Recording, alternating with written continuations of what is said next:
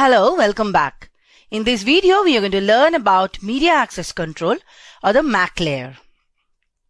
So what is the agenda? I will be introducing you to the media access control or the MAC layer, then random access techniques, after that ALOHA, then CSMA, after that CSMA CD, followed by CSMA CA. Let me introduce you to MAC layer functionalities. Earlier, we have learnt about the data link layer, where we have seen that the functionality is to make a reliable connection between the two nodes. That means node to node communication. Here we have assumed that the link between the two nodes is available. Now in this MAC layer, how the link will be utilized between the two stations operating will be discussed here. If it is a point-to-point link, that means there is only one link between two stations A and B, then we have a dedicated link and hence no sharing is required. But in actual reality, we have multi-point connection where large number of devices can communicate with one another, and as such a link must be shared. So how this sharing will be done is introduced in the media access control or the MAC layer. Now for multiple access protocols, we have three different types of protocols. One is the random access protocols, second is the control access protocols, third is the channelization protocols. In random access protocol, we have the protocols such as ALOHA, CSMA, CSMA CD and CSMA CA. So in this video, we are going to learn in details about the random access protocols. The control access protocols are reservation, polling and token passing. The channelization protocols are FDMA, TDMA and CDMA.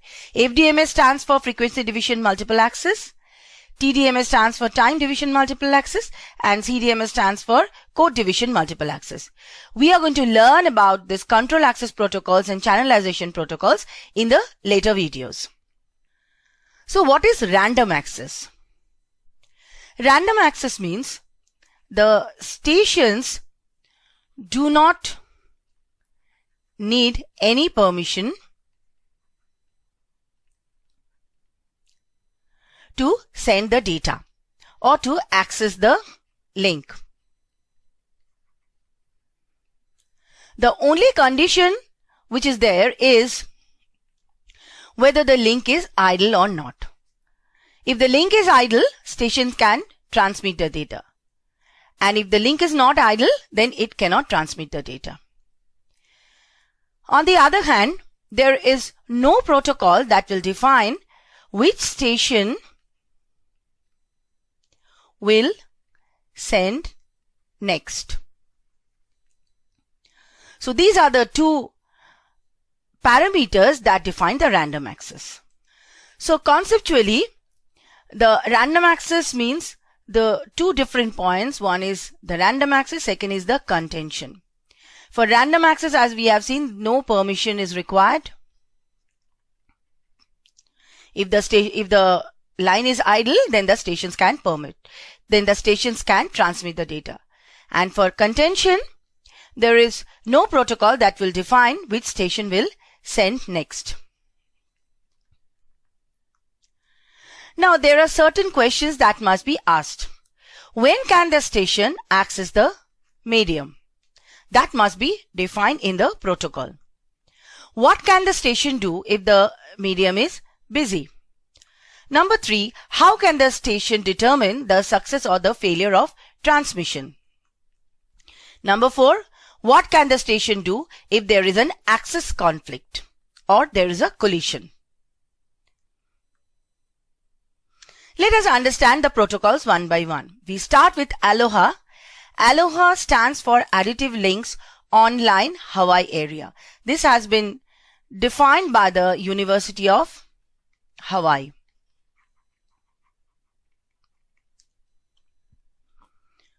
Now, ALOHA is a purely multiple access protocol without any mention of collision. We have pure ALOHA. Let's see what pure ALOHA is. Let's say we have 4 stations, station 1, 2, 3, 4, and they want to transmit data. Station 1 is transmitting frame 1.1. So this is the first frame of station 1 and this is the second frame of station 2.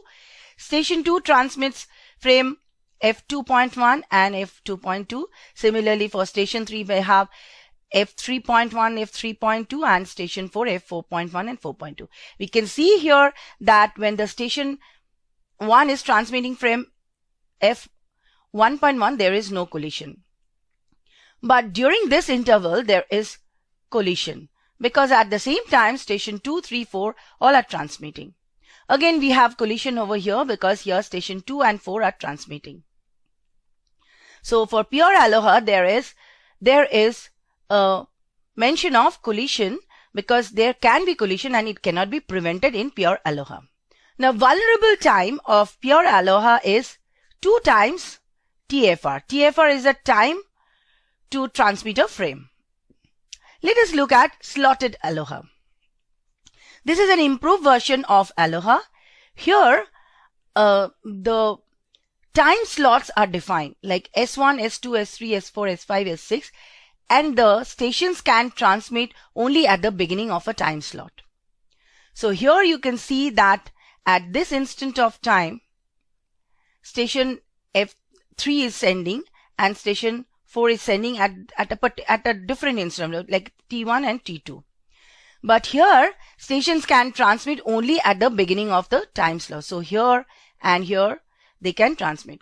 So here we can see that if the station 4 here, if it wanted to send in a frame in slotted ALOHA, it cannot send at this instant of time, but it has to wait till the next time comes or the slot comes.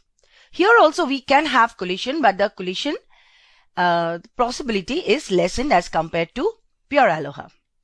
The vulnerability time here is equal to TFR or the time to transmit a frame. Let us now concentrate on CSMA. CSMA stands for Carrier Sense Multiple Access. Here the property is sense before transmit or listen before talk concept. The channel is at first sensed and then transmitted if it is found idle. So let's say there are 4 stations A, B, C and D. Station A is transmitting at a time T1 and there is a certain propagation time TP. Station B senses at this particular instant of time. Station C senses it here and station D senses it here. So this is the propagation delay from A to D. So vulnerable time here is equal to the propagation time. So all these stations cannot send any data unless and until it senses the station, it senses the line to be idle. Now, in order to do this, there are various techniques. Number 1 is one persistent concept. The station continuously senses, and if it finds the line is busy, it will not send. It will send only if it finds the line is idle. So the flow diagram is like this. The channel is sensed. If it is idle, then the station can transmit. If it is busy, then again it has to go on sensing. Number 2 is non-persistent. In non-persistent, instead of continuous sensing, the station senses and waits for a particular instant of time if it finds the line is busy. Again, it senses and waits for an interval of time. Like this, when it finds that the line is idle, it can send the data. So this is the flow diagram.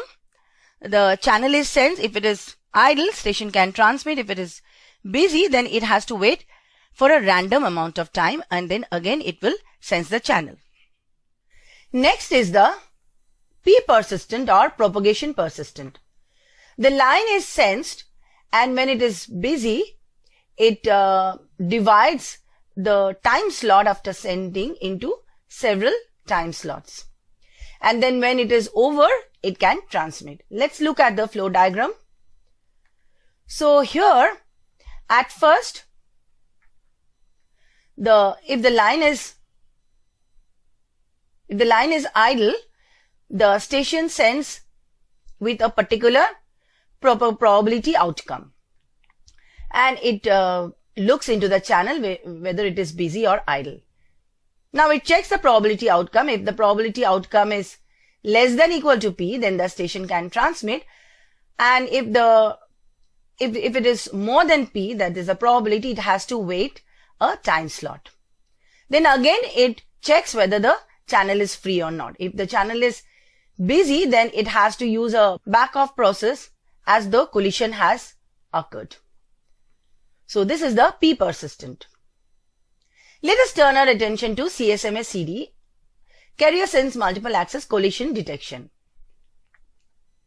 Here there are 4 stations again. Station A transmits the data at time t1, and the first bit of data takes certain amount of time to reach C. At this instant of time, C has not received any data from B, and it senses that the line is free, and then it starts sending its own bits. So the first bit of C is received by both the stations, that means A and B as well as D. Now, at this point of time, the first bit of A reaches C. So a collision is detected at C, and immediately C stops transmitting signals. So here, the difference is T3 minus T2 interval. So during this interval, C is sending the data. Now here, the C has also sent the data. So the first bit of C has reached A at this instant of time. So collision is detected at A because of C's data, and A stops.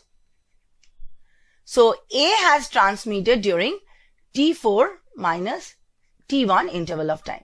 Like this way, collision is detected, and then the transfer of messages is stopped. A CSMA CD network has a bandwidth of 10 Mbps. If the propagation time is 25.6 microsecond, you have to find out the minimum frame size. Let's look at the solution. TFR is given as 2 times propagation delay, or TP. Here TP is 25.6 microsecond. So TFR will be equal to 51.2 microsecond. The minimum frame size should be given as data rate into the time that we have obtained. So 10 Mbps into 51.2 microseconds. So 512 bits or 64 bytes. So this is the minimum frame size.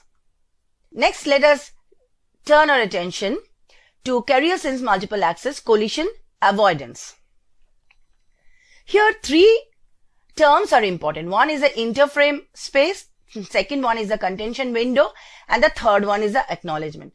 With the help of this, collision is avoided. Now, initially the station continuously senses the channel, and if it is busy, it senses it. And at this instant of time, it finds the channel is idle. So immediately it does not try to send the frame. It waits for a particular instant of time given as interframe space.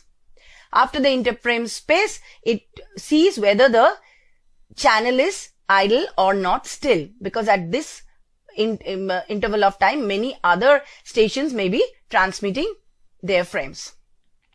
It now moves into the contention window. This contention window is divided into different time slots. And these time slots, the size of the time slots is in the form of binary exponential. Like initially, if it starts, there will be only a single time slot of random duration of time, after which the frame can be sent. And if it repeatedly finds that the channel is busy, then the time slots are added to this contention window and it waits for that amount of time. After that, it sends the frame. So, in order that there is no avoidance and it understands that the frame has reached the destination properly, the receiver must send an acknowledgement data, after which it will understand that the frame has reached the destination properly. And if it does not receive the acknowledgement and there is a timer set during which the acknowledgement must be received, if the timeout occurs, then it has to resend the frame again. This way, collision can be avoided. To summarize, in this video, we have learned about the taxonomy of multiple access protocols.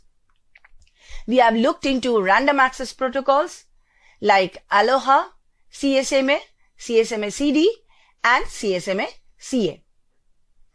Thank you.